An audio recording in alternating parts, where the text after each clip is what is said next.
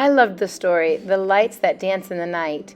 It's the inspiration for this project. It's beautifully illustrated that follows the journey of the Northern Lights over polar animals and people.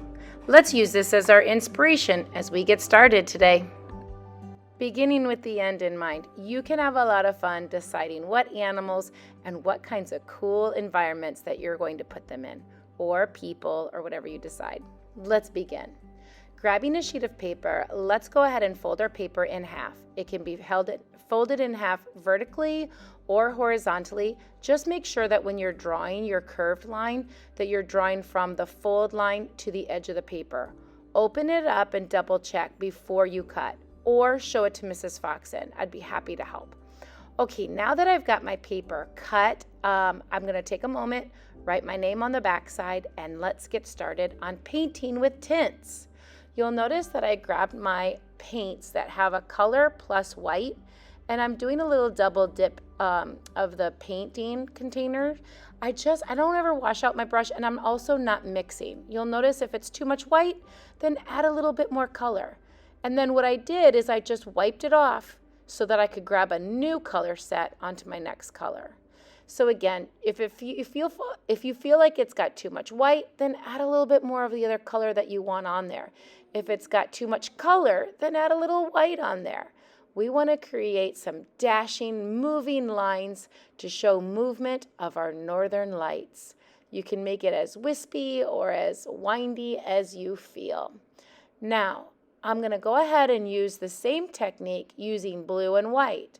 Once I put my paper on for the horizon line, the paint on for the horizon line, again, just if it needs more white, add more white. If it needs more blue, add more blue. This is going to give us a nice color for our horizon line that our animals could be on. Now, let's take that to the splatter station where Mrs. Foxen can help splatter that on. Oh, but before I do, I forgot. Let's go ahead and take our corner pieces and add a little bit of blue and white to our corner pieces as well. And we'll take a moment, flip that to the back side. Let's write our names on that so we don't forget whose is whose. And then we'll go to the splatter box where Mrs. Foxen can help you. There it is. I went to the splatter station. You don't need a lot. That's an additional step that you can put on.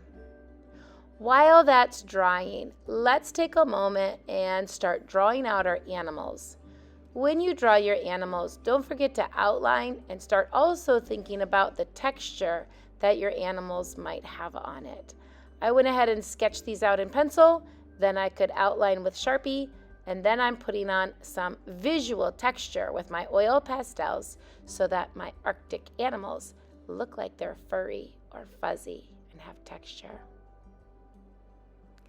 Now you'll notice as I cut out my animals, I'm just cutting around, and some of those difficult to cut shapes, just take your time. Leave a little bit of white space around it so that you can cut out your animals. I drew 3, but you'll notice on my project, 3 just seemed to be too many for my assignment. So you might want to make them a little smaller if you want more, but just make as many animals as you would like. There, now I'm going to go ahead and start making some trees in for my background.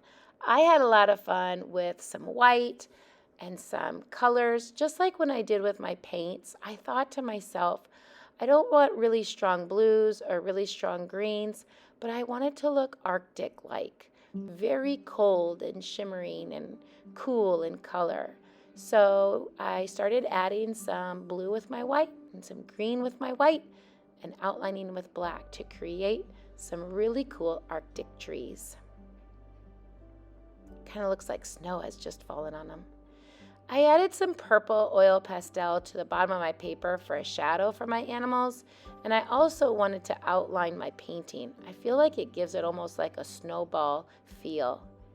Using my black oil pastel, I'm going to add on a few designs.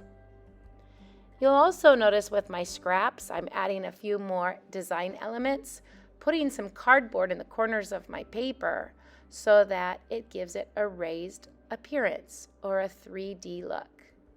Oh, I just love the way this ended up. If you want to add some glitter, the choice is up to you. Thanks for watching and happy art making.